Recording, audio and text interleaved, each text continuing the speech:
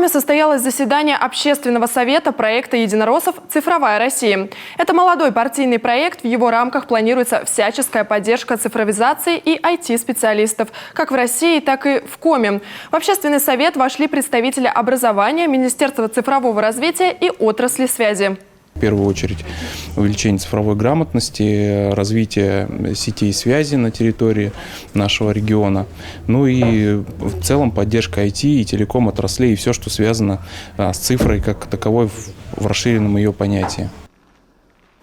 Акцент в Коми планируется сделать на развитие IT-технологий и цифровой грамотности, прежде всего в сельской местности. В Коми еще около 100 населенных пунктов, где нет интернета и мобильной связи. Партийцы считают, что каждый, кто получает доступ к технологиям, должен уметь без проблем ими пользоваться, знать как о своих возможностях, то есть уметь получить госуслугу или записаться на прием к врачу, так и об угрозах, например, мошенниках.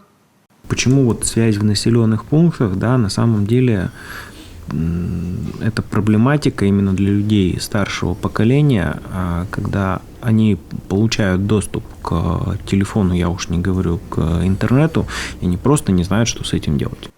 Еще одна задача в рамках проекта «Единая Россия» – создать комфортные условия для работы IT-специалистов в нашей республике. Несмотря на то, что в регионе каждый год выпускается больше сотни специалистов в отрасли, со временем большая часть из них уезжает из Коми в другие регионы страны.